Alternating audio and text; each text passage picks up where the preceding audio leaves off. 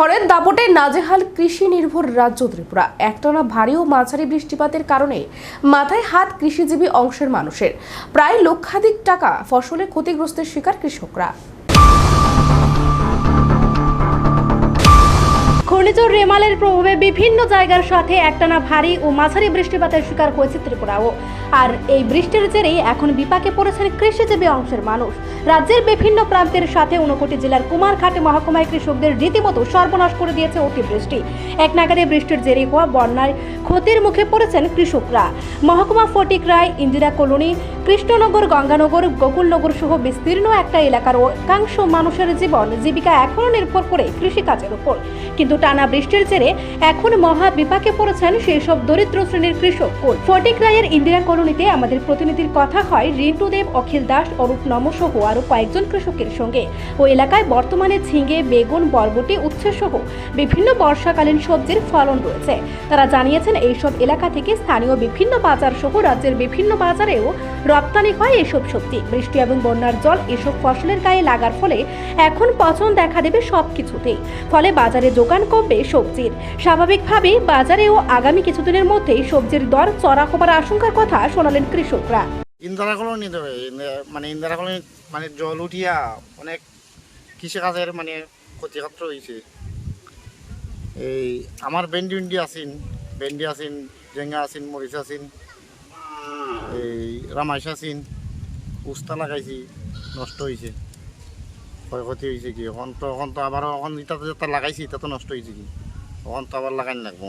মনে করো 30 পরিবারের মতো আছেন, 30 পরিবারের মতো বেশি আরো 20-30 পরিবার বা 40 পরিবার হইব আছে। হ্যাঁ, কৃষিকাজের উপরে সংসার চলে। সবাই কৃষিকাজ করি আমরা, সবারই নষ্ট হয়েছে, ক্ষয়ক্ষতি হয়েছে। আমরাও একটু বেশি হয়েছি। আমরা ওদিকে যে কৃষক আছে সবাই ক্ষয়ক্ষতি হয়েছে। আমারও একটু বেশি হয়েছে, বা আরও 2-3 পরিবার আছে বেশি হয়েছে। তো কুমারহাটা যায়, কৈলাসহর যায়, ফটিকরা যায়, ধর্মনগর যায়, আগরতলা যায়, ভেন্ডি এখন তো ভেন্ডি, রামাইশ, উস্তা, জেঙ্গা, কারফুল অনেকে আর কিচ্ছু হইতো না। এটি মরে গেছে গাছ, এটা জল উঠে গেলে গাছ মরে যায়।